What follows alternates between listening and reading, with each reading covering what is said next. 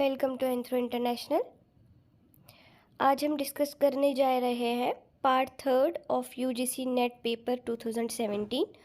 इसके पहले 2 पार्ट्स हमने किए हैं। तो ये पेपर का फ्रंट पेज है जो मैंने ऑलरेडी एक्सप्लेन किया है कि how it's different from today's pattern. तो क्वेश्चन 26 तक हमने कर लिया है पहले 2 पार्ट्स में। तो 27 क्वेश्चन हम आज करेंगे। तो देखते हैं कितना हो जाता है आज के इसमें। हर एक क्वेश्चन को एक्सप्लेन करना पड़ता है, इसकी वजह से लेंथी ना बन जाए, तो इस वजह से मैंने इसको पार्ट्स में डिवाइड किया है। 27 क्वेश्चन नंबर है, given below are 2 statements, one is labelled an assertion and the other is labeled as reason. Indicate your answers from the alternatives below. assertion और reason दिया गया है। जो नीचे फिर स्टेटमेंट्स है उनमें बताना है कि कौन सा करेक्ट है इसमें और कौन सा रॉन्ग है। फर्स्ट assertion जो है that is kingdom is considered as a stateless society because it does not hold the characteristics of a state. Kingdom जो है ये एक स्टेटलेस सोसाइटी है बिकॉज इसमें जो स्टेट की कैरेक्टरिस्टिक्स हैं वो नहीं पाए जाते हैं। अगर हम रीज़न भी पढ़ेंगे साथ में, क्योंकि उसमें कैरेक्टरिस्टिक्स दिए गए हैं, तो फिर हम ए को भी एक्सप्लेन कर सकते हैं।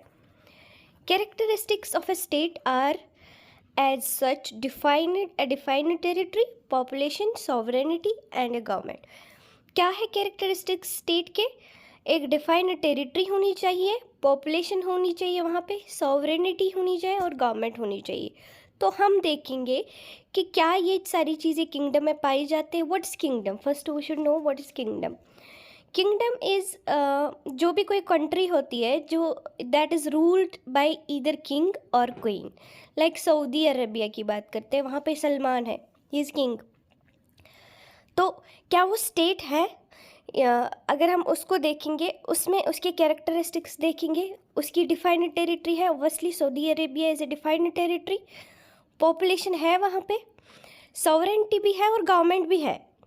तो क्या यहाँ पे हम एक को करेक्ट बोलेंगे?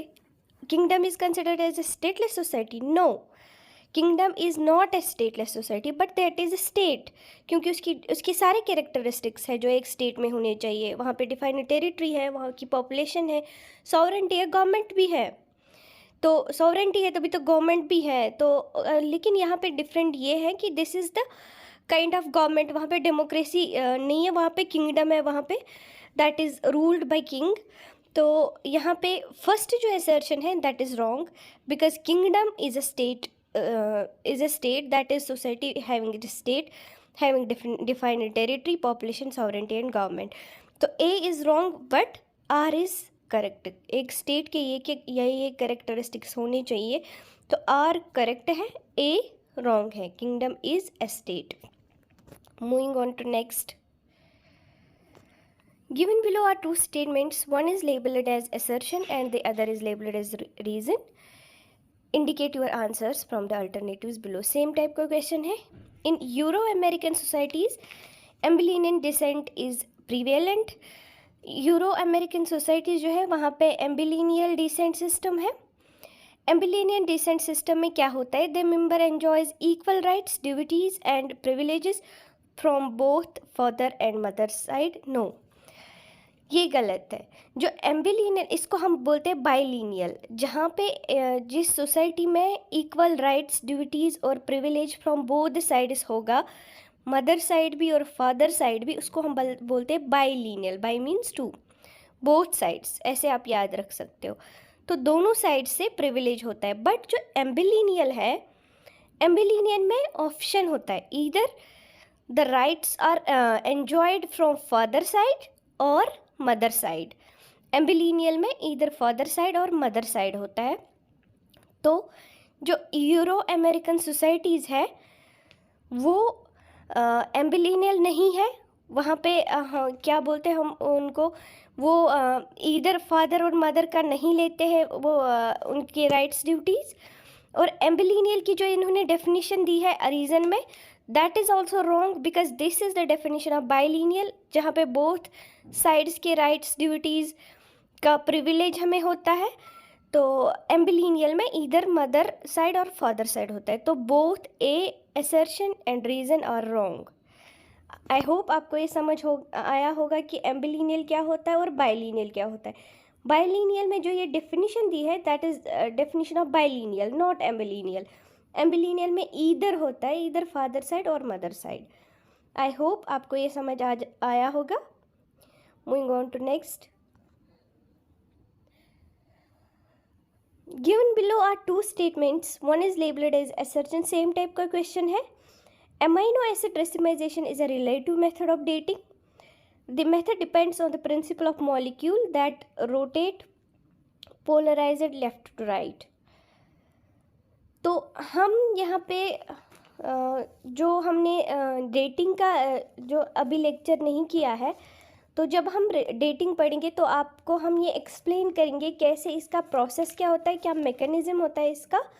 अभी तक क्वेश्चन को अंडरस्टैंड करने के लिए मैं थोड़ा सा बता देती हूँ कि जो डेटिंग्स होती है, डेटिंग्स मीन्स हम जब किसी आर्टिफैक्ट हमारे पास होता है या कोई मॉन्यूमेंट होता है, जो भी आर्कियोलॉजिकल चीज़ होती है हमारे पास, तो उनकी हम डेटिंग करते हैं कि ये कितने साल पुराना है, कब का है ये चीज़।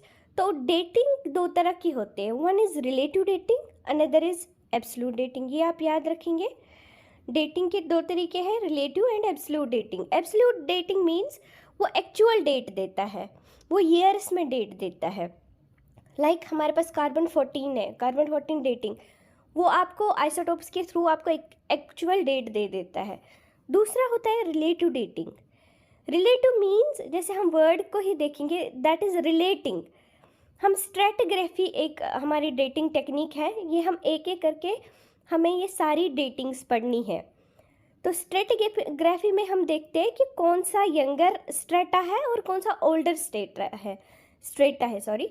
तो हम इन स्ट्रेटास को कंपेयर करते हैं। रिलेटिवली हम इनकी एज फिर बताते हैं कि कौन सा किस लेयर में कौन से ईयर के आर्टिफैक्ट्स पाए जाते हैं, जिसको हम लॉ ऑफ सुपर इम्पोजिशन भी बोलते हैं।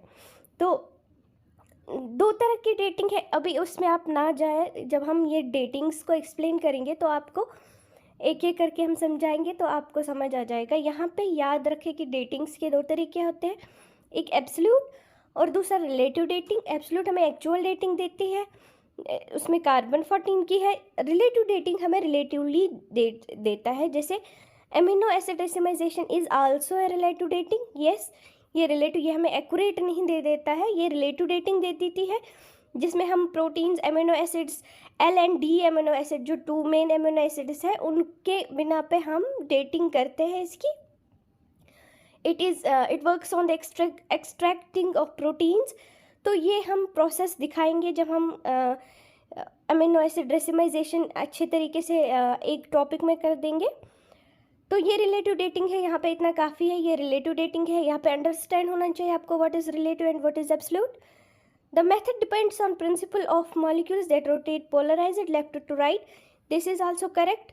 Both A and R are true and R is the correct explanation. तो ये इसका आंसर होगा। क्वेश्चन नंबर 30 गिवन बिलो और सेम यही चीज़ है, असर्शन रीजनिंग का है। तो इसमें देखना है लेकिन कि आर करेक्ट एक्सप्लेनेशन है एक ही, वो ऑप्शन से भी पता चलता है कि कैसे आंसर देना है। Chopper chopping tools are always made on pebble tools. जो चॉपर चॉपिंग टूल्स है वो पेबल टूल्स पे ही बनाए जाते हैं। तो हमने देखा पेबल टूल, पेबल अगर आपने देखा है वो गोल राउंड टाइप पेबल होते हैं, तो उसका जो हम ऊपर से काट के थोड़ा सा अपर साइड काट देते थे तो वहाँ पे चॉपर चॉपिंग टूल बन जाता है। तो आपने देखा होगा कि टूल्स अगर आपने पढ़े हैं तो टूल्स में पहला जो ये हम लेक्चर में दिखाएंगे, मैं इनकी पिक्चर्स लगा दूंगी कि कौन सा चॉपर चॉपिंग टूल होता है। ये पेबल टूल को ऊपर का हिस्सा थोड़ा सा उसमें कटिंग करके चॉपर चॉपिंग टूल बन जाता है। तो ये करेक्ट है, पेबल टूल पे ही चॉपर चॉपिंग टूल बनते हैं जो लोअर पैलेयोलिथिक टूल है। Hand axe are never made on pebble tool. जो हैंड एक्स से पता चलता है हाथ में लिए जाता है ये एक्स, जो लोअर पैलेयोलिथिक में यूज़ होता था। This is never made on payable course. ये गलत है क्योंकि ये पेबल टूल पे ही बनाया जाता है। जैसे ये चॉपर चॉपिंग टूल है वैसे ही हैंड एक्स को नीचे बट जो होता है वो प्लेन होता है, ऊपर कट करके उसको एक्स बनाए जाते हैं ताकि हैंड में ये हम कैरी कर सकते हैं। तो इसका ए करेक्ट है और आर फॉल्स है। तो ये हो गया क्वेश्चन नंबर 30। जो chopping tools they are made on pebble tools and hand axe is also made on pebble core. Question number 31, identify the correct sequence of different phases of Indian anthropology in the ascending order of their development। जो Indian anthropology जो यहाँ पे start हुआ anthropology India में, तो इसके different phases हुए थे। इवॉल्वेटिव फेज, एनालिटिकल फेज था, कॉन्स्ट्रक्टिव फेज था, फॉर्मेटिव फेज था। तो ये आप बोल रहे हैं उनको क्रोनोलॉजी, उनको असेंडिंग ऑर्डर में दिखे, पहले कौन सा फेज आया, बाद में कौन सा आया, उसके बाद में कौन सा आया। तो पहले अगर हम देखेंगे, पहला जो फेज़ था वो फॉर्मेटिव फेज़ था। 1886 में यहाँ पे एंथ्रोपोलॉजी का first phase formative phase start हुआ, जिसमें anthropological society of Bombay establish हुआ। जो एक जर्नल था, जो फर्स्ट जर्नल था 1886 में, तो वो फॉर्मेटिव फेज़ था। 1886 में पहला फॉर्मेटिव फेज़। तो इसके जब हमें अगर पता चलेगा फॉर्मेटिव फेज़ पहला फेज़ है, तो हम ऑप्शन से पहले ही ये क्वेश्चन कर सकते हैं। उसके बाद आ गया कॉन्स्ट्रक्टिव फेज़। कॉन्स्ट्रक्टिव फेज़ आ गया, आप ये डेट्स लिख भी सकते हो क्योंकि यहाँ पे जगह नहीं है जो मैं लिखूँगी, तो आप लिख सकते हो अपनी जगह। कॉन्स्ट्रक्टिव फेज़ 1920 to 1949 तक था, जिसमें एंथ्रोपोलॉजी कलकत्ता यूनिवर्सिटी में इसका फुल्ली एस्टेब्लिश एक डिपार्टमेंट हो गया। देन उसके बाद एनालिटिकल फेज़ में जो हमारी प्रीलिटरेट सोसाइटीज़ हम स्टडी कर रहे थे, उससे ऊपर आके हम कम्प्लेक्स सोसाइटीज़ को स्टडी करने लगे। ये टाइम पीरियड था 1950 to 1990। देन उसके बाद आ गया इवॉल्वेटिव फेज़, जो 90 से स्टार्ट हो गया, 1990 से और अभी तक है, जब नए सब फील्ड्स इमर्ज हो गए एंथ्रोपोलॉजी में। लाइक सोशल एंथ्रोपोलॉजी में बहुत सारे, साइकोलॉजिकल एंथ्रोपोलॉजी, या हम कह सकते हैं economic anthropology, political anthropology, different सब फील्ड्स इमर्ज हो गए। तो these were the 4 phases in Indian anthropology, starting from formative, then constructive, then analytical, then evaluative। इसके अकॉर्डिंग FCAE आप फॉर्मूला, मैं आपको जब हम ये लेक्चर्स करेंगे तो भी हमारा जो लेक्चर सीरीज़ है वो कंटिन्यू है, उसमें हम डिफ्यूजन करने वाले हैं। हमारा नेक्स्ट लेक्चर वो होगा। तो जो ही हम लेक्चर करेंगे, तो लेक्चर में मैं ये चीज़ों को याद रखने के लिए आपको ट्रिक्स भी बताऊंगी। लाइक कुछ चीज़ें हैं जो आपको बहुत टफ होती है याद रखना, उनका क्रोनोलॉजिकल ऑर्डर, उनकी जो रिकॉलिंग में बहुत प्रॉब्लम करते हैं। तो रिकॉलिंग के लिए हमने कुछ टिडबिट्स रखे हैं, तो वो आपको बताएंगे, जिसकी वजह से आपको आसानी होगी ये सब याद करने में। तो अभी तक constructive phase, analytical phase, evolutive phase start होते हैं फॉर्मेटिव फेज़ से, ये आप याद रखें, FCAE। तो moving on to next question, मैं जितना हो सके मैं आपके लिए इजी बनाऊंगी ये रिकॉलिंग वाला जो भी पोर्शन होगा। तो क्वेश्चन नंबर 32, हमारे लेक्चर को कंटिन्यूसली देखते रहें, वहाँ पे आपको नई नई ट्रिक्स भी मिल सकती है। Identify the correct order of organisation of genetic material from the largest to the smallest. Identify करना है जो भी जेनेटिक में, ये जो नीचे दिए गए ये सारे जेनेटिक मटेरियल है। क्रोमोसोम भी जेनेटिक मटेरियल है, जीन है, न्यूक्लियोटाइड है, जीनोम, ये सारे जेनेटिक मटेरियल है। इनको लार्जेस्ट टू स्मॉलेस्ट ऑर्डर देना है कि इनमें से सबसे बड़ा कौन है। अगर हम देखेंगे सबसे छोटा न्यूक्लियोटाइड है, तो हम देखेंगे एंड वाले में न्यूक्लियोटाइड, ये यहाँ पे एलिमिनेट होता है, ये यहाँ पे एलिमिनेट होता है। तो इन दोनों में से हमें चूज़ करना है। सबसे छोटा न्यूक्लियोटाइड होता है जो एक ऑर्गेनिक मॉलिक्यूल होता है। तो जो जीन होता है sequence of nucleotides. That means nucleotide के बाद जब न्यूक्लियोटाइड का सीक्वेंस बन जाता है वो जीन बनाते हैं, ठीक है। तो जीन जब मिलते हैं वो क्रोमोसोम बनाते हैं। जब many genes will combine they form a chromosome. तो क्रोमोसोम जो है, क्रोमोसोम, जीन और न्यूक्लियोटाइड, क्रोमोसोम, जीन और न्यूक्लियोटाइड को मिला के हम जो कंप्लीट ये बनता है जेनेटिक मटेरियल, उसको हम बोलते हैं genome. Genome is complete addition of all these, ठीक है।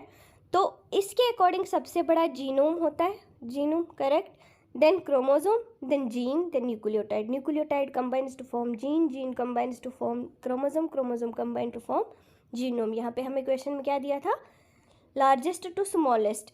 ये आपको ध्यान में रखना है.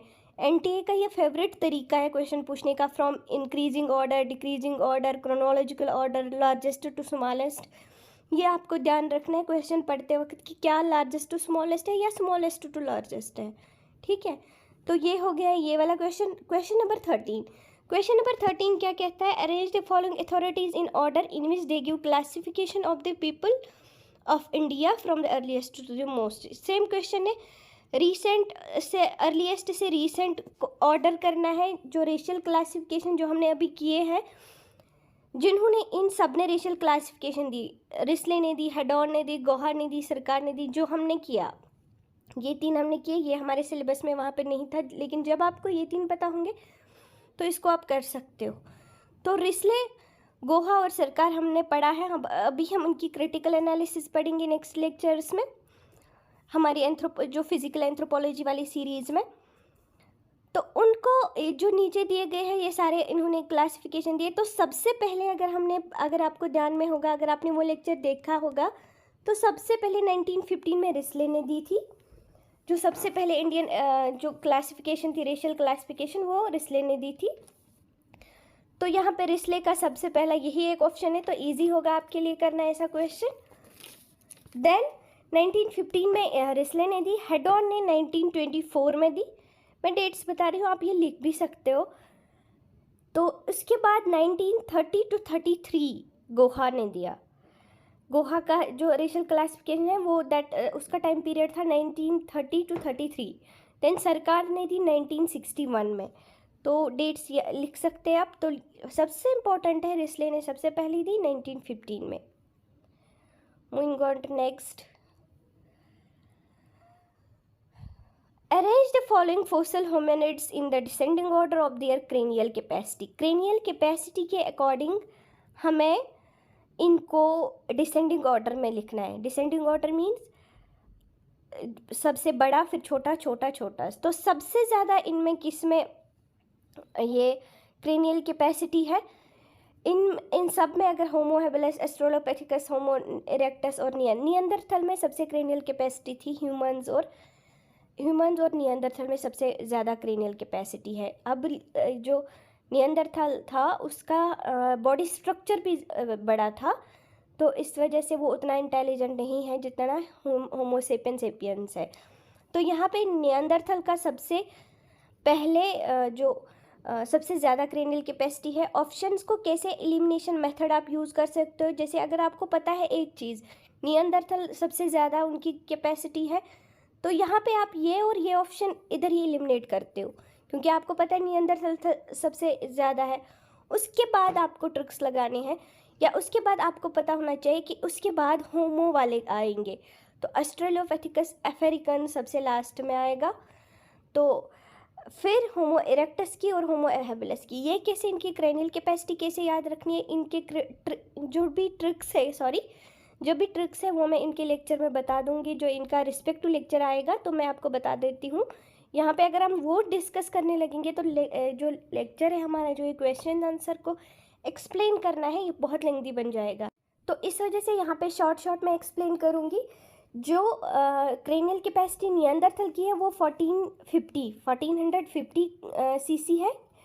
देन ह्यूमंस की 1400 to 1500 सीसी है. तभी मैं बोलती हूँ नियंदरथल की भी क्रेनियल कैपेसिटी अच्छी थी, बट उनका जो बॉडी स्ट्रक्चर है, वो बॉडी साइज़ कंपैरेटिवली ह्यूमंस के बड़ा था, जिसकी वजह से मे बी वो इतने इंटेलिजेंट नहीं थे. होमो इरेक्टस जो है, उनकी जो ये है cranial capacity, that is 1000. Homo habilis की 500 to 800 है सीसी. देन ऑस्ट्रेलोपिथेकस अफ्रीकन्स की 454 to 461. ये आप लिख सकते हो. तो उसके अकॉर्डिंग ये आ रहा है, ये सीक्वेंस आ रही है. Option 4 is the right answer. Then identify the correct sequence of the development of anthropological theories. ये आपको आएगा. अभी हमने एवोल्यूशन का सारा कंप्लीट किया है. सेम एलिमिनेशन मेथड आप यूज़ करोगे. अगर आपको पता है सबसे पहले एवोल्यूशन का कॉन्सेप्ट आ गया एंथ्रोपोलॉजी में, जैसे डिफरेंट ट्रैवल अकाउंट्स को यूज़ कर करके डिफरेंट सोसाइटीज़ में एवोल्यूशन का कॉन्सेप्ट उसके बाद आ गया। तो यहाँ पे आप फिर से एलिमिनेट कर सकते हो ये और ये, बचा ये एवोल्यूशन वाले दो। देन उसके बाद डिफ्यूजनिज्म आएगा, क्योंकि हम जो उसके बाद अब डिफ्यूजनिज्म न्यू एवोल्यूशन, इसके बाद न्यू एवोल्यूशन आता है, फिर डिफ्यूजनिज्म,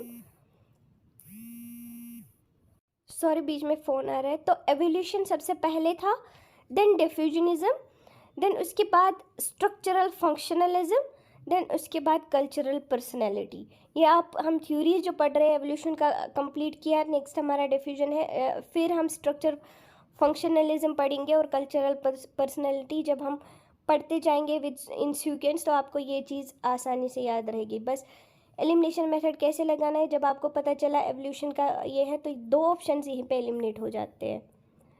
moving to next. Okay, now it's question number 36. Identify the correct sequence in ascending order of the following concepts. ये जो नीचे दिए गए कॉन्सेप्ट्स हैं उनको ascending order में देखना है। इनमें से सबसे पहले 1956 में, अर्ली 1956 में फोक अर्बन कॉन्टिनम दिया, ये कॉन्सेप्ट दिया। ये किसने दिया ये आपको याद रखना है। इस बार अगर ऐसा क्वेश्चन पूछा है, मे बी कमिंग एग्जाम्स में आपको ये पूछा जाएगा कि किसका कॉन्सेप्ट है ये, और कई दफ़ा पूछे भी जाते हैं ऐसे questions. Folk urban continuum Redfield ने दिया। देन उसके बाद आ गया डोमिनेंट कास्ट, वो एम.एन. श्रीनिवास का कॉन्सेप्ट है। Then universalisation and parochialisation, that is McKim Marriott's concept. Nature man spirit complex was given by L P. Vidyarthi. तो ये आप याद रखेंगे इनका सीक्वेंस पे, और साथ ही साथ कि ये किसने दिए हैं। Arrange the following books in order in which they appeared in ascending order. ये भी आप देखोगे असेंडिंग ऑर्डर में कि किसने पहले बुक दी थी। पहले इनमें से सुसाइड बाय इमाइल दुर्खीम आ गई, फिर we Tikopia by Raymond Firth, then the mirror of man by Clyde Kluckhohn, then the Kamar by S C. Dube. ये कैसे याद रखने हैं आपको, कैसे ये चीज़ें याद रखेंगे, ये आपको किसने कौन सा कॉन्सेप्ट दिया और कौन सी थ्योरीज़ में काम किया है, उन थ्योरीज़ के अकॉर्डिंग भी आपको याद रहेगा कि पहले कौन सी थ्योरी आई, उस टाइम पीरियड में कौन सा एंथ्रोपोलॉजिस्ट काम करे, तो पहले कौन सी बुक लिखी होगी। ठीक है, ये आपको हम लेक्चर्स में क्लियर कर देंगे कि कैसे ये चीज़ें याद रहती हैं और कैसे इन चीज़ को याद रख के आप ऐसे क्वेश्चंस को करेक्ट कर सकते हो अपने एग्ज़ाम में। Question 38, arrange Anthony Wallace's concept of organisation of religious belief and practices in descending order. ये डिसेंडिंग ऑर्डर में करना है। उसने कैसे जो उसने रिलीजियस एंथोनी वेलेस ने जो रिलीजियस बिलीफ्स और प्रैक्टिसेस का कॉन्सेप्ट दिया था, उनको डिसेंडिंग ऑर्डर में करना है। इनमें fourth option is the right answer. Then question number 39, इसमें arrange the following sites in proper early to late sequence of culture types, they are famous for use codes. इनमें देखना है कि अर्ली टू लेटर, पहले से फिर बाद में कौन सा कल्चर आ गया, इनको उस ऑर्डर में अरेंज करना है। नीचे कोड्स दिए गए हैं, उनके अकॉर्डिंग करना है। पल्लावरम, अदमगढ़, अमरी, टिकलकोटा। जो पल्लावरम है, आप ये फिर कर सकते हो, अगर मैं आपको बोलूँगी जो पल्लावरम है ये पैलियोलिथिक कल्चर से बिलोंग करता है। ठीक है, लोअर पैलियोलिथिक से बिलोंग करता है। देन आदमगढ़ जो है, आदमगढ़ साइट्स में जो मिले उसमें नियोलिथिक भी मिला, सॉरी उसमें जो आदमगढ़ हिल्स में है उसमें नियोलिथिक, सॉरी यस, इसमें नियोलिथिक हिल्स, नियोलिथिक कल्चर के आर्टिफैक्ट्स मिले। देन अमरी जो है, Amri is late Harappan culture 1300 BCE। Then जो टिकलकोटा है, टिकलकोटा इज़ नियोलिथिक।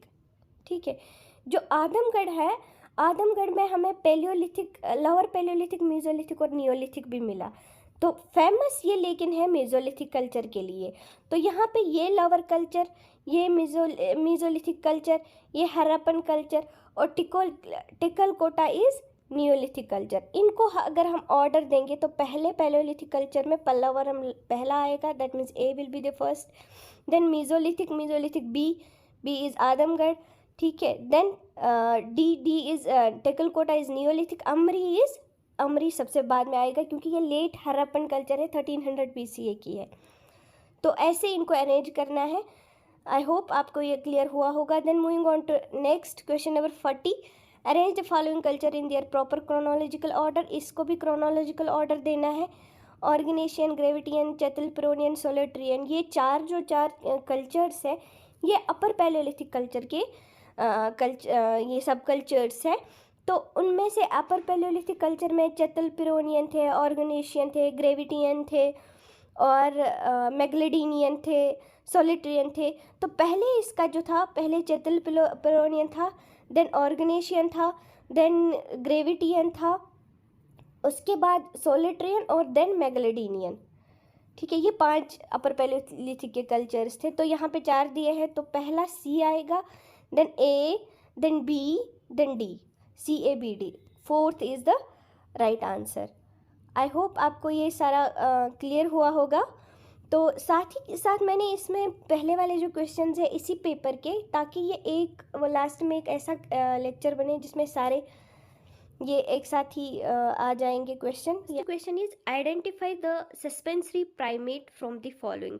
जो फॉलोइंग दिए गए हैं 4 ऑप्शंस, उनमें से आपको सस्पेंसरी जो प्राइमेट है वो बताना है वो कौन सा है। अभी हमने ये टॉपिक जो है अपने चैनल पे अभी कवर नहीं किया है, बट फिर भी एक आइडिया लग जाएगा आपको कि किस तरीके का आगे भी हमें ध्यान में रखना है कि किस तरीके के क्वेश्चन आते हैं। तो इनमें सस्पेंसरी प्राइमेट क्या है, इस लेक्चर में मैं थॉरोली थोड़ा सा क्वेश्चंस के बारे में समझाऊंगी। तो जब हम ये टॉपिक करेंगे वहाँ पे हम डिटेल में पढ़ेंगे, और कुछ हमने किए हुए हैं जो आपको आएंगे, वो क्वेश्चंस आपको अटेम्प्ट करने आएंगे।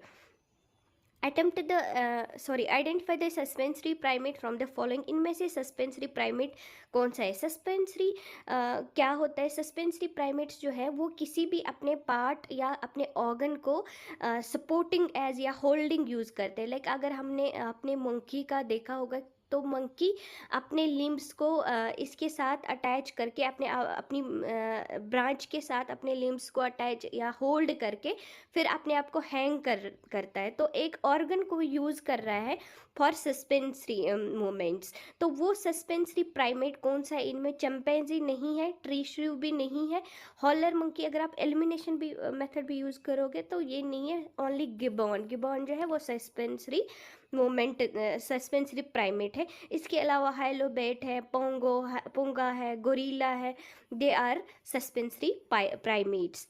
The term anthropometry was coined by. Anthropometry जो टर्म है वो किसने क्वाइन की है, जॉर्ज क्यूवर ने। The Boyd's racial classification was based on. हमने रेशियल क्लासिफिकेशन में अभी तक हम कर ही रहे हैं, 3 रेशियल क्लासिफिकेशन हमने की है, रिस्ले की, गोहा की हमने की है, या सरकार की हमने रेशियल क्लासिफिकेशन की है। उनमें जो हमने देखा है डिफरेंट जो क्लासिफिकेशंस है वो डिफरेंट चीज़ों पे एक तो सरकार ने एंथ्रोपोमेट्री को रिस्ले ने एंथ्रोपोमेट्री को यूज़ किया, या सरकार ने सिफेलिक इंडेक्स को यूज़ किया। वैसे ही जो बॉयड की क्लासिफिकेशन है that is based on blood groups. ठीक है, तो ये आप याद रखेंगे। रिस्ले जो हमने पास किया हुआ है लेक्चर, उसने क्या किया था एंथ्रोपोमेट्रिक पे में, और हमने सरकार ने सिफेलिक इंडेक्स पे किया है, दी है अपनी racial classification. Moving on to next slide. Which of the, ये क्वेश्चन नंबर 4 है, which one of the following is associated with racial classification of the people of India. Again the same question जो हमने किया है, इसमें SRK Chopra, DN Majumdar, PC बिस्वास, इसमें इसका right answer है SS सरकार। जो हमने पढ़ा है SS सरकार, गुहा और रिस्ले ने इंडियन पीपल की क्लासिफिकेशन दी है, और उसमें हमने वो सारा कुछ एक्सप्लेन किया है। The principal objective of which article of Indian constitution is to ban the practice of untouchability in any form. कौन सा इनमें से किसका प्रिंसिपल, किस आर्टिकल का प्रिंसिपल ऑब्जेक्टिव है इंडियन कॉन्स्टिट्यूएंसी में, कि जिसपे बेन प्रैक्टिस ऑफ अनटचेबिलिटी में पे बैन है, किस आर्टिकल में वो सब मेंशन किया हुआ है, किस आर्टिकल का वो प्रिंसिपल ऑब्जेक्टिव है। वो आर्टिकल 17 में लिखा गया है, जो इंडियन कॉन्स्टिट्यूएंसी में untouchability is in any form is banned. Who among the following is not an final king. Question number 6 में बोल रहा है कि कौन सा इनमें से एफाइनल किन नहीं है। First we should know what is affinal kin. दो तरह की किनशिप्स होती है। किनशिप का टॉपिक अभी हमने डिस्कस नहीं किया, लेकिन यहाँ पे लाजमी बनता है ताकि आपको क्वेश्चन समझ आ जाए। दो तरह की किनशिप्स होते हैं, वन इज एफाइनल, अनदर इज कॉन्सिग्यूनियस। एफाइनल जो है that is based on marriage, ये आप ध्यान में रखेंगे, एफाइनल इज बेस्ड ऑन मैरिज। और जो कॉन्सिग्यूनियल है that is based either on that is based on ancestry or we can say on blood. जो कॉन्सिग्यूनियस है that is related with ancestry और ब्लड। जो फाइनल किन है वो मैरिज पे बेस है। लाइक जो वाइफ होती है उसका बाई जो रिलेशन, उसकी बाई के साथ क्या रिलेशन है आपकी, उसकी बहन के साथ क्या रिलेशन है, उसके माँ के साथ क्या रिलेशन है, या जो आपका पति होता है उसके जिनको हम इन लॉज कहते हैं उनका जो रिलेशन बनता है आपके साथ that is because of marriage, that is called A final किन। तो दूसरा होता है जो ब्लड से रिलेटेड, लाइक आपके सिबलिंग्स, आपके कजन्स, आपके माँ बाप, आपके चाचा चाची, जो जिनके साथ आपका ब्लड रिलेशन है उसको बोलते हैं कॉन्सिग्यूनियस। क्वेश्चन में पूछा जाता है, ये ध्यान में रखने की बात है कि which among the following is not an affinal kin, इनमें से कौन एफाइनल किन नहीं है।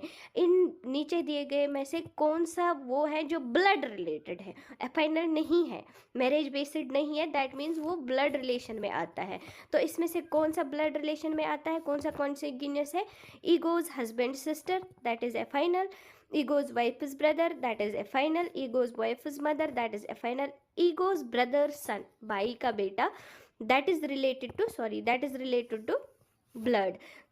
तो वो ब्लड के साथ रिलेट होता है या एंसेस्ट्री है उसके साथ, that is not an affinal king but is consanguineous. Question में देखना है कि नॉट को ध्यान में रखना है।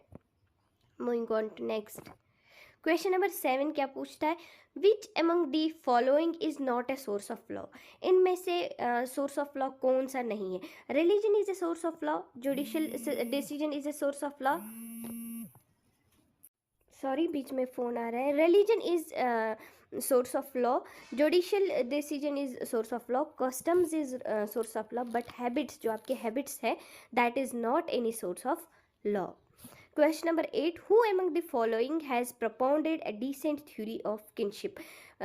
किस इनमें से किसने जो है कि डिसेंट थ्योरी ऑफ किनशिप किसने प्रपोंड की, किसने प्रपोज की। तो descent theory of kinship A R Radcliffe ने प्रपोज की। क्लॉड लेविस ट्रस्ट का भी कंट्रीब्यूशन है डिसेंट थ्योरी ऑफ किनशिप में, but it was proposed by A R Radcliffe Brown. Which of the following is not considered as geometric type of tool. इनमें से नीचे जो टूल्स है इनमें से कौन सा जियोमेट्रिक टूल नहीं है। जब आप माइक्रोलिथ्स पढ़ते हैं तो माइक्रोलिथ्स में आपने देखा कि डिफरेंट टाइप्स के अभी हमें पढ़ना बाकी है। तो माइक्रोलिथ्स में डिफरेंट जो टूल्स हैं उनके डिफरेंट शेप्स हैं। कुछ माइक्रोलिथ्स जो स्मॉल टूल्स थे उनकी शेप जो है वो कुछ जियोमेट्रिक टाइप की थी। इनमें से बताना है कि कौन सा जियोमेट्रिक टाइप नहीं है माइक्रोलिथ। तो अगर आप एलिमिनेशन मेथड भी यूज़ करोगे, जो हमने जियोमेट्री अभी तक मैथ्स में पढ़ते थे, तो ट्रपीजी जो है that is geometric shape, rhomboid is geometric shape, triangle is geometric shape. इनमें से बेकड ब्लेड है that is not a geometric shape, तो इसका आंसर है बेकड ब्लेड। तो बेकड ब्लेड आप एलिमिनेशन मेथड से भी कर सकते हो, backed blade is the right answer. Which of the following is radiometric dating. कौन सा इनमें से रेडियोमेट्रिक डेटिंग है। Radiometric dating, archaeomagnet is not a radiometric dating, varve is not a radiometric dating, this not. तो potassium argon जो है जो radiometric dating है, जिसमें हम आइसोटोप्स को देख के हम रेडियो एक्टिव आइसोटोप्स को देख के मेजर करते हैं टाइम पीरियड, तो ये हम आगे पढ़ेंगे। Then moving on to question number 11, the characteristic feature of orangutan. और ऑर्गनटान के कैरेक्टरिस्टिक फीचर क्या है। They are found in Indonesia on the islands of Sumatra and Borneo. जो ऑर्गनटान है वो सुमित्रा एंड बोर्नियो के आइलैंड्स इंडोनेशिया में जो है उनमें पाए जाते हैं। This is the right answer, this is the right option. तो वहाँ पे पाए जाते हैं। They are also known as पोंग्स, उनको पोंगो भी बोलते हैं, ऑर्गनटान को हम और एक नाम पोंगो भी बोलते हैं। This is also the correct. They show extreme sexual dimorphism, इनमें एक्सट्रीम सेक्चुअल डायमॉर्फिज्म होता है। Male characters are different from female characters, this is also the right option. They were extensively studied by Jane Goodall, इनको extensively study किया Jane Goodall ने। This is not the right answer. Jane Goodall ने extensively study की किनकी? Chimpanzee की। Chimpanzee की extensive study was done by Jane Goodall. ऑर्गनटॉन की जो एक्सटेंसिव स्टडी की है वो की है गाल्डिकस ने, बिरूटी गाल्डिकस। अगर आप ये लिखोगे भी, बिरूटी गाल्डिकस जो है उन्होंने ऑर्गनटॉन की एक्सटेंसिव स्टडी की। जैन गुडाल ने चिंपैंजी की स्टडी की। और गोरिल्ला की जो एक्सटेंसिव स्टडी की वो की डैन फोसी ने। तो ये आप मेंशन, ये आप लिख के रख सकते हो, क्योंकि ये ऐसे क्वेश्चन अगर ये पूछा गया तो मोस्ट प्रोबेबली नेक्स्ट एग्जाम में ऐसे उनके रिलेटेड क्वेश्चन पूछे जा सकते हैं। तो गोरिल्ला इज बाय डैन फूसी। जो ऑरेगोनटॉन है वो बिरोटी गाल्डिकस ने स्टडी किया, और जो जैन गुडाल है उन्होंने चिंपैंजी को स्टडी किया। Moving on to next, characteristics of multiple alleles. Multiple alleles के क्या क्या characteristics है? First, multiple alleles occupy the same locus within the homologous chromosome. This is correct. जो multiple alleles होते हैं वो एक ही जगह लेते हैं, एक ही occupy करते हैं, एक ही locus within homologous, एक homologous chromosome में, and only one member of the series is present in a given chromosome. This is true. Crossing over occurs in multiple alleles. Crossing over होती है मल्टीपल एलील्स में, उन जो chromosome जो ये multiple alleles आपस में क्रॉस करते हैं, that is not correct, this is wrong, sorry this is not correct, second one is not correct. Multiple alleles control the same character. Multiple alleles एक ही कैरेक्टर कंट्रोल करते हैं। हाँ, जो एक का एलील का जो कैरेक्टर होता है वो दूसरे का भी वही सेम कैरेक्टर होता है। In multiple alleles one is dominant and rest are recessive और sometimes they are codominant. Multiple alleles में क्या एक जो एलील होता है वो डोमिनेंट होता है? हाँ, ये भी करेक्ट है, क्योंकि जो डोमिनेंट कैरेक्टर है उसी के फिर हमें बाकी कैरेक्टर्स दिखते हैं। रिसेसिव थोड़ा उसके कैरेक्टर ज़्यादा नहीं दिखते हैं। और समटाइम्स इट इज़ कोडोमिनेंट। ये यहाँ पे हम एग्जाम्पल देखते हैं ब्लड ग्रुप में। ब्लड ग्रुप में हमने देखा है जहाँ पे ब्लड ग्रुप ए है वहाँ पे ए डोमिनेंट है, बी भी है एलील, वो जिनमें बी पाया जाता है डोमिनेंस में तो उनका बी ग्रुप होता है। कभी हमें देखने को मिलता है ए एंटीजन भी और बी एंटीजन में, that means both are in codominance equal, कोई डोमिनेंट नहीं है उनमें से, वो कोडोमिनेंट होते हैं, तभी हमारा जो ब्लड ग्रुप आता है वो ए बी आता है। तो multiple alleles is the blood group is the example of multiple alleles where we can see dominant character also the codominant character. That means crossing over नहीं होती है, then A, C and D is the right answer. Same locus पे होते हैं, crossing over नहीं होती है, same character होता है उनका, और डोमिनेंट कोडोमिनेंट होते हैं multiple alleles. Next question number 13 है, the typical feature shown by Klinefelter syndrome in individual are. Klinefelter syndrome जो है उसमें क्या क्या सिंड्रोम्स फीचर्स क्या क्या होते हैं क्लीन फिल्टर सिंड्रोम के, वो हम देखेंगे। उनमें देखना है which one is the correct answer. The male has one extra chromosome, हमने पढ़ा है जो फीमेल होती है, फीमेल का क्या होता है XX, जो मेल होते हैं वो होते हैं XY। लेकिन जो क्लीन फिल्टर सिंड्रोम जिस मेल में होता है तो उसका क्या होता है, एक XY मेल तो वो होता है प्लस उसका एक्स्ट्रा X होता है। The male has one extra X chromosome, that is Klinefelter syndrome. Klinefelter syndrome में एक X एक्स्ट्रा होता है, that means first one is correct. He is highly fertile, वो हाईली फर्टाइल होता है, that is incorrect, वो highly fertile नहीं होता है। Body hair is sparse, body hair sparse पाया जाता है, this is also correct.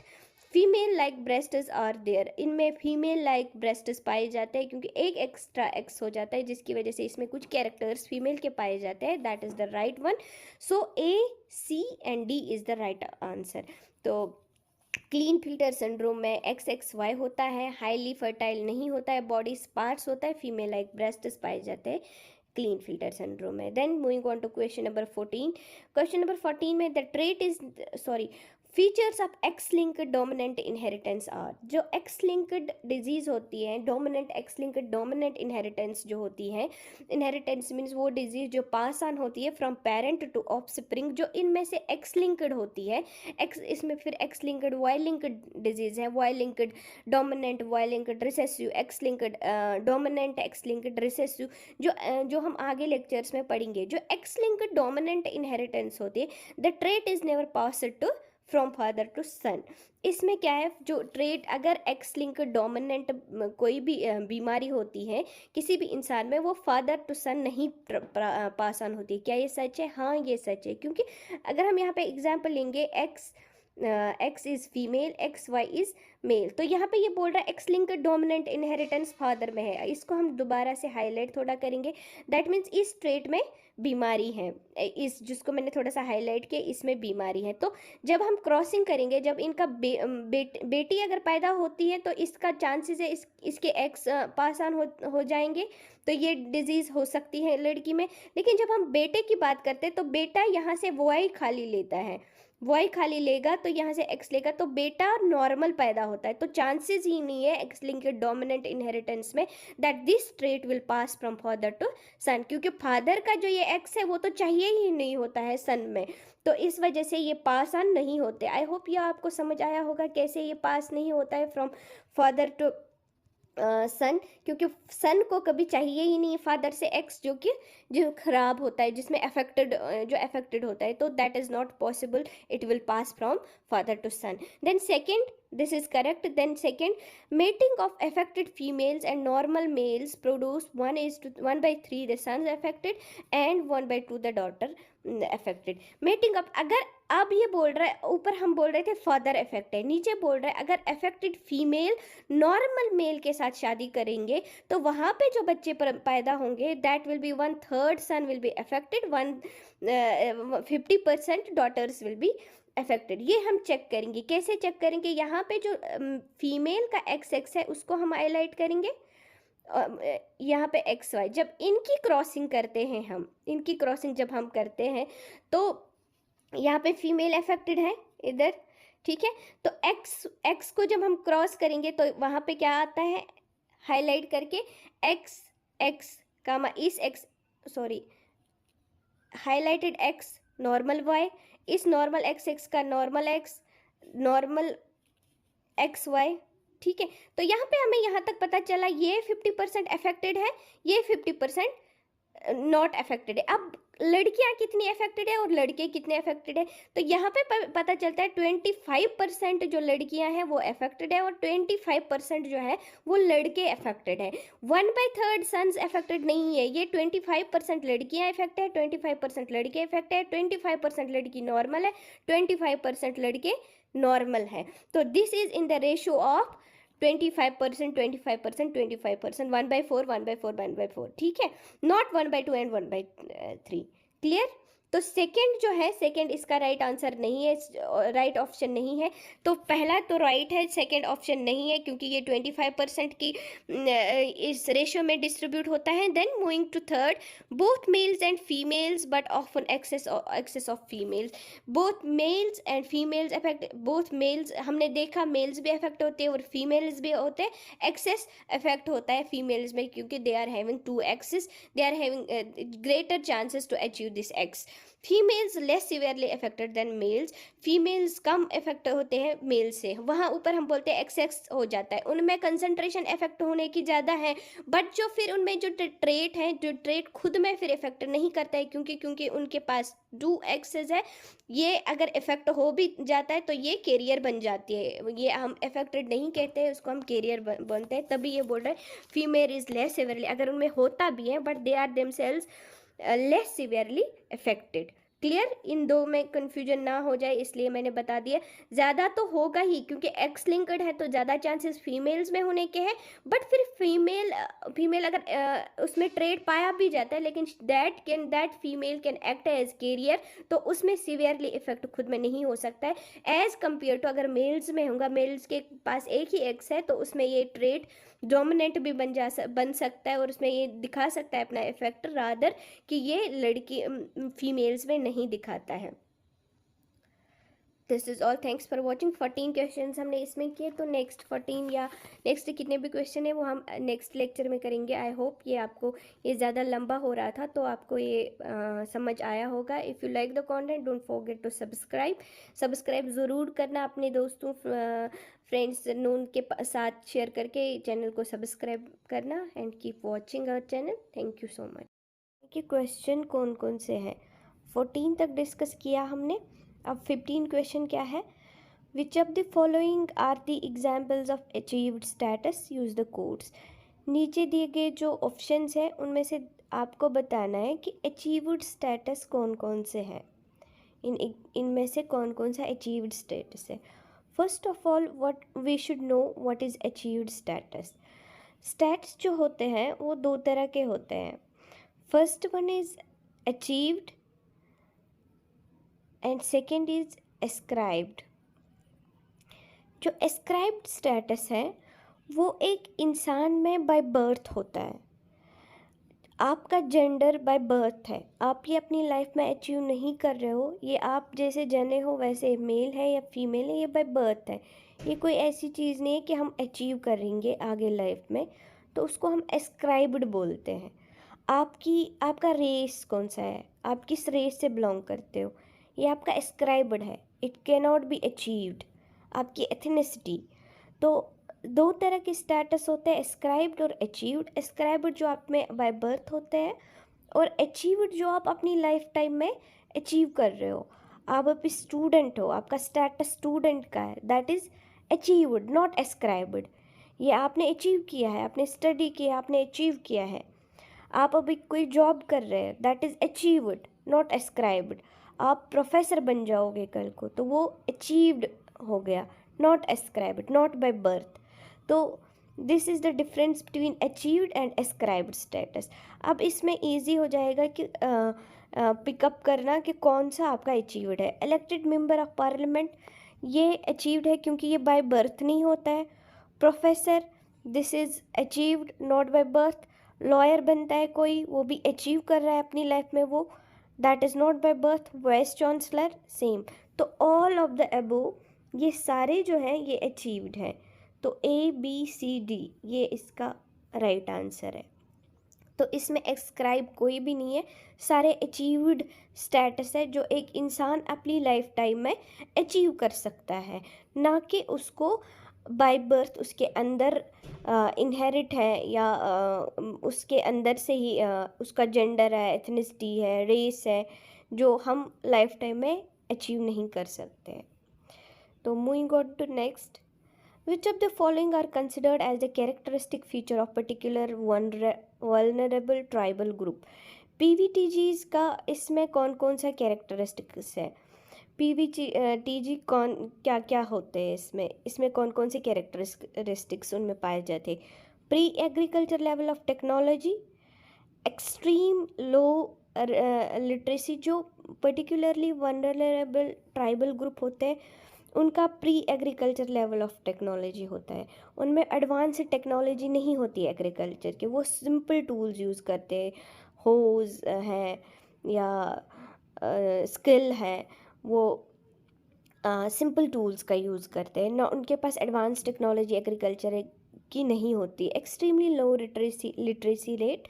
Literacy rate भी इनमें कम पाई जाती है। स्टेगनेंट और डिमिनिशिंग पॉपुलेशन, स्टैगनेंट और डिमिनिशिंग पॉपुलेशन भी है। सरप्लस लेवल ऑफ इकोनॉमी उनमें नहीं होती है, उनमें एक्स्ट्रा इकोनॉमी नहीं होती है। तो ये तीन जो है इनके कैरेक्टरिस्टिक्स है PVTGs के। तो D except D all are correct. ABD ये नहीं है, ABC ये है, ठीक है, ये भी नहीं है और ये भी नहीं है। Moving on to next, which of the following are the common characteristics of lineage and a clan? use the codes। इनमें से क्लान और जो लाइनेज है उनके क्या कैरेक्टरिस्टिक्स हैं? ठीक है, क्लान जो होता है वो होता है extension of lineage. That means बहुत सारे लीनिएज जब मिलते हैं तो वो क्लान बनाते हैं। ठीक है, both believe in real ancestor, ये गलत है। Both believe in fictional ancestor, ये भी गलत है। Both are social groups, this is correct, दोनों सोशल ग्रुप है। Both believe in common ancestor, दोनों कॉमन एंसेस्ट्री पे बिलीव करते हैं। जो मैंने बोला लाइनेज जो है वो एक्सटेंशन होता है क्लान का, सॉरी क्लान जो होता है वो एक्सटेंशन होता है लाइनेज का। जो बहुत सारे लाइनेज है वो मिलके क्लान बनाते हैं। तो अगर क्लान बिलीव करता है कॉमन एंसेस्ट्री पे, then lineage is also believing on the same. So C and D are correct, rest A and B are incorrect. Moving on to next, Which of the anthropologists are considered belonging to German school of diffusionism? डिफ्यूजनिज्म हमने अभी तक एवोल्यूशनिज्म पढ़ा है, तो अभी का इसके बाद हमारा लेक्चर है डिफ्यूजनिज्म का।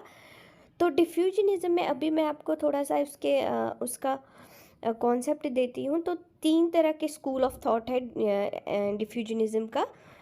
One is German, then next is British and American. These were the 3 school of thoughts which were believing on diffusionism. Diffusionism पे बिलीव करते, जिन्होंने डिफ्यूजनिज्म का कॉन्सेप्ट दिया वो 3 स्कूल्स थे, American school of thought, British school of thought, German school of thought. जो American school of thought था उसमें थे फ्रांज बोस, विस्लर एंड ग्रूबर। जो ब्रिटिश स्कूल ऑफ थॉट था उसमें था स्मिथ, दैट मीन्स ये जर्मन में नहीं आता, ये ब्रिटिश में आता है, रिवर्स एंड पेरी। जो जर्मन में आता है रेटजल और ग्रैबनर, ये भी आता है, सिचमिडत ये भी आता है, और इसके बदले में वहाँ पे लियो फ्रोबरिनस आता है। ठीक है, ये 3 और लियो फ्रोबरिनस जो है वो जर्मन स्कूल ऑफ डिफ्यूजनिज्म के साथ उनका ये वो उससे बिलोंग करते हैं। तो A, B, C are correct, D is not. Smith जो है, Smith belongs to British school of thought, British school of diffusionism. तो this one is the right answer. Now question number 19, which of the following scholars have worked in the Neolithic site of North Arcot district? North Arcot district में इनमें से किन्होंने काम किया है? HD सेंकालिया नहीं, RB फूटी, हाँ इन्होंने काम किया है नॉर्थ आर्कॉट डिस्ट्रिक्ट में। VN मिश्रा नो, FR एलेचन। तो इसमें B and D is the right answer. Moving on 20 question. Which of the following Mesolithic sites are located on sand dunes? इनमें से कौन सा सैंड ड्यून्स पे लोकेट है? कौन सी मेसोलिथिक, ये सारी मेसोलिथिक साइट्स है, कौन सी इनमें से सैंड ड्यून्स पे लोकेट है? तेनेवली, बगोर नहीं, ये नहीं है, Sarai Nahrai, this is mesolithic site but this is not located on sand dunes, Langhnaj. तो इसका ABD एंड आंसर होगा, ABD, this is the right answer. Question number 21. Given below are two statements. One is labeled as assertion and other is labeled as reason. Indicate your answers from the alternatives below. Finger bar prints are unique in each and every individual. ये correct है, क्योंकि जो हमारे fingerprints लिए जाते हैं हर एक के सेपरेट होते हैं। तभी आपने देखा होगा कोई क्राइम डिटेक्शन में हम आपके फिंगरप्रिंट्स लेते हैं तो वो अलग होते हैं, या अभी जो आधार कार्ड हमारा बनता है तो उसमें अलग अलग फिंगरप्रिंट जो होते हैं वो अलग अलग इंडिविजुअल के होते हैं। तो ये करेक्ट है, finger palm prints are unique in every individual. Fingerprints are not useful in establishing the identity of person. Fingerprints हमें यूज़ नहीं होते हैं आइडेंटिफाई करने में किसी पर्सन को, ये रॉन्ग है, क्योंकि तभी तो आधार में हम फिंगरप्रिंट लगाते हैं, अलग अलग पर्सन का अलग अलग फिंगरप्रिंट होता है जिससे हम अलग अलग पर्सन की आइडेंटिटी आइडेंटिफाई हो जाती है। तो this one is incorrect, that means A is correct and R is wrong. Okay, then given below are two statements. One is labeled an assertion and another is reason. A captive study allows us to closely observe non-human primates up close and personal because they would not hide in dense trees for hours on end. तो कैप्टिवेटिव, जब हम किसी non human primate को कहीं पे भी यहाँ बंद रखेंगे, किसी जू में रखेंगे, तो हम उसको क्लोजली मॉनिटर कर सकते हैं उसकी एक्टिविटीज़ को। ये बात सही है, जब हम किसी भी नॉन ह्यूमन प्राइमेट को कहीं जगह कैप्टिव ये रखेंगे, बंद रखेंगे, या किसी जगह किसी जू में रखेंगे क्लोज्ड इसमें, तो उसको हम क्लोजली वॉच कर सकते हैं। अदरवाइज़ अगर हम किसी फॉरेस्ट में करेंगे तो वो वहाँ पे कई दिनों तक किसी भी जंगल झाड़ी में छुप सकता है। जो हम इनको कैप्टिव करते हैं तो हम वहाँ पे उनके जो भी एक्टिविटीज़ है उनको मॉनिटर कर सकते हैं, उनको क्लोज अप में देख सकते हैं. However we can not manipulate the study groups behaviour, but हम उसका जो ये सेकंड रीज़न में बोल रहे हैं कि हम उसका जो बिहेवियर है वो मैनिपुलेट नहीं कर सकते. नहीं, ये बात गलत है. हम उसका बिहेवियर मैनिपुलेट कर रहे हैं यहाँ पे, क्योंकि जैसे वो फॉरेस्ट में रह रहा था वैसे अब इसमें कैप्टिविटी में नहीं रहेगा. जैसे जो अगर हम किसी भी नॉन ह्यूमन प्राइमेट को जंगल में देखेंगे वो अपने फ्रीडम के हिसाब से देखता है, लेकिन जब हम उसी सेम जानवर को किसी जगह बंद रखते हैं तो उसका बिहेवियर मैनिपुलेट हो जाता है. Then second is the wrong reason. First is correct और सेकेंड इज़ रॉन्ग. उसको बिहेवियर, आप किसी भी जानवर को, कोई भी बर्ड हो, जैसे वो बाहर फ्रीली घूमता है, जो ही हम इसको केज में डालते हैं देन उसका जो बिहेवियर पैटर्न होता है वो चेंज ऑब्वियसली हो जाता है. ये हर एक के साथ हो सकता है. तो हम मैनिपुलेट, ये सेकेंड रीज़न में बोल रहा है we can not manipulate but we can manipulate that behaviour. A is correct, R is wrong. Given below are two statements. One is labeled as assertion and another reason. Selection introduces new genes in a population. Selection से नए genes population में आ जाते हैं. नहीं, selection से हम eliminate करते हैं, हम नया जीन नहीं लाते हैं. जो भी selection होती है तो वहाँ पे जो फिट जीन होता है वही सिलेक्ट हो जाता है. जो बाकी जिसमें कोई कमी होती है वो एलिमिनेट हो जाता है. तो सिलेक्शन यहाँ पे इंट्रोड्यूस नहीं करता है नए जीन्स, बट एलिमिनेशन का काम करते हैं. A is wrong. Mutation favours one of the two alleles. Mutation favour करता है एक एलील को. नहीं, it's not correct, it's also wrong. So both are wrong. Mutation is not favouring any one of the two alleles. That means both A and R are wrong. Very dark skinned population can be found in Africa, India and in Melanesia. बहुत dark skinned people हमें मिलते हैं Africa में, India में और Melanesia में. This is correct. हमने देखा है African people they are dark skinned. India में भी आधे जगहों पे डार्क स्किन्ड पीपल हैं और मेलेनेशिया में भी. Population from different parts of the world may have similar skin colors because they share a common environmental features, namely the intensity of sunlight exposure.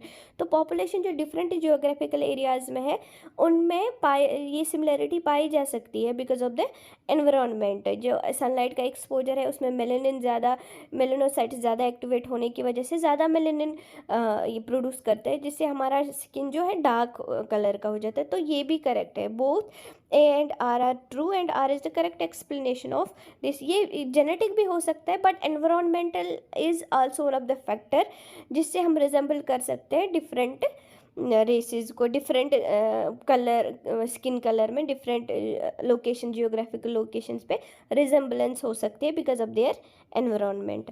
So first is correct answer. Question number 25 is economists believe that economic theories cannot be applied in substance level economies. Not could any economic theory be derived out of. This is true. जो subsistence level जो होती है, substance level economies कौन सी होती है? जो hardly, जिनको बहुत बेसिक subsistence होती है, लाइक उनके पास उतना ही होता है जैसे फूड, क्लॉथ एंड शेल्टर होगा, जो उनको सपोर्ट करता है अपनी फैमिली को ही. बाकी उनके पास सरप्लस कोई प्रोडक्शन नहीं होती है, उनके पास कोई मनी नहीं होता है, नो सेलिंग बाइंग होती है. तो यहाँ पे जो इनमें से कोई इकोनॉमिक थ्योरीज नहीं निकल सकती है because they have subsistence level of economy. Medium of exchange is found in subsistence. Medium of exchange जो है वो पाई जाती है सब्सटेंस इकोनॉमी. ये रॉन्ग है. फर्स्ट वन इज़ करेक्ट, लेकिन second one is medium of exchange उनमें नहीं होता है. उनमें कोई medium of exchange means like we have money is the medium of exchange, but in subsistence economies they don't have, they hardly can barter. But जो होते हैं ना, थोड़ा सा उनके पास सरप्लस होता है जिसमें वो थोड़ा सा बार्टर सिस्टम करते हैं. इनके पास कोई मीडियम ऑफ एक्सचेंज नहीं होता है. देन इसका मतलब है A is correct and R is wrong. तो question number 26, given below are two statements, one is labelled and assertion. Okay, same. Unilinear evolutionists believed in parallel development of human culture from savagery through barbarism to civilization. हमने पढ़ा यूनिलीनियर एवोल्यूशनिज्म तो हमने सारा complete किया. उसमें हमने ये भी स्टडी किया जो यूनिलीनियर एवोल्यूशनिस्ट्स होते हैं वो बिलीव करते हैं कि पैरेलल डेवलपमेंट हुई है ह्यूमन कल्चर्स कि from savagery to barbarism to civilisation, जिस पे मॉर्गन ने दिया, मोंटेस्क्यू ने दिया, या हमारा टाइलर ने दे दिया, मॉर्गन ने सब स्टेजेस फिर दे दिए। तो ये ट्रू है, दिस इज़ ट्रू। अगर आपने हमारा एवोल्यूशनिज्म का पूरा कॉन्सेप्ट देखा होगा तो आपको ये इजीली करने आएगा। Unilinear evolutionists believe in psychic unity of mankind. Unilinear believe जो एवोल्यूशनिस्ट्स है वो साइकिक यूनिटी ऑफ मैनकाइंड पे बिलीव करते हैं। वो बोलते हैं कि ये एक साइकिक यूनिटी थी मैनकाइंड में, इसकी वजह से पैरेलल डेवलपमेंट होगी from savagery to barbarism to civilisation, जो हमने बहुत ही अच्छे से एक्सप्लेन किया है हमारे लेक्चर्स में। तो दिस इज़ आल्सो करेक्ट। तो जो ये यूनिलीनियर एवोल्यूशनिज्म था, ये इसका प्रिंसिपल ही था psychic unity of mankind. So both and are correct and R is the correct explanation of A. This is all, thanks for watching. 14 question हमने इसमें किए, तो नेक्स्ट 14 या नेक्स्ट कितने भी क्वेश्चन है वो हम नेक्स्ट लेक्चर में करेंगे। आई होप ये आपको, ये ज़्यादा लंबा हो रहा था तो आपको ये समझ आया होगा। If you like the content don't forget to subscribe ज़रूर करना अपने दोस्तों फ्रेंड्स नोन के साथ शेयर करके चैनल को सब्सक्राइब करना। And keep watching our channel. Thank you so much.